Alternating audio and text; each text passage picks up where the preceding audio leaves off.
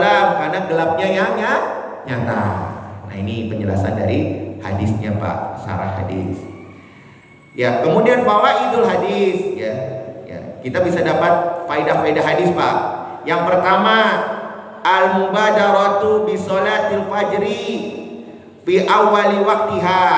Nah, di sini Pak, agar kita bersegera untuk melakukan sholat fajar, sholat subuh fi awali waktiha, pada awal waktunya. Ya, itu yang pertama, faidah yang pertama. Faidah yang kedua, jawazu huduri nisa'i fi sholatil fajri. Ya, dibolehkan para perempuan hadir di dalam sholat fajar. Di sholat subuh Pak, dibolehkan dia hadir.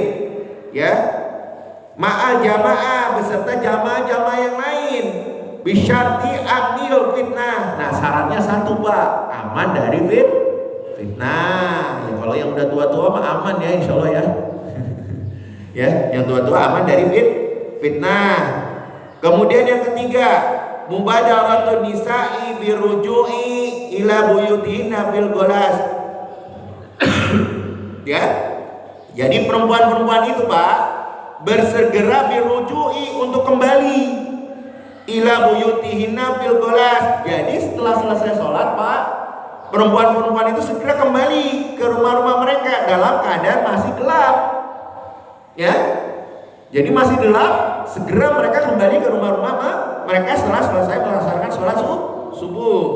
Ya, kemudian yang keempat, ya, faedah yang keempat, annal mar'ata, sesungguhnya perempuan idza kharajat, ya, talafafu, ya, bimintiha li annahu astaru laha. Ya, sesungguhnya perempuan apabila keluar, ya, keluar nih, ya Pak, kalau bisa berselimut dengan kain-kain mereka, li annahu, karena sesungguhnya astaru laha, karena menutup diri mereka. Jadi kalau kita dalam mazhab Imam Syafi'i Pak, ini sebenarnya ya Pak, ya sebenarnya, cuma kita mungkin belum mampu, nggak apa-apa, tapi nggak apa-apa Pak.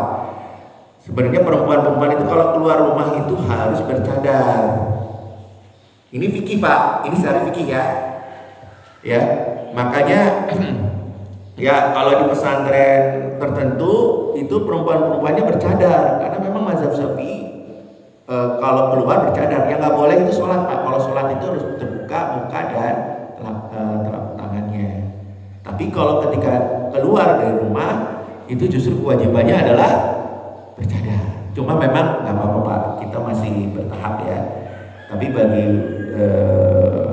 misalnya pusat-pusat tertentu sudah mulai itu ya. Tapi dia harus mencontohkan ke keluarganya dulu ya. Tapi nggak apa-apa Pak, nggak masalah, ini ikhtilaf juga di kalangan pendapat para ulama.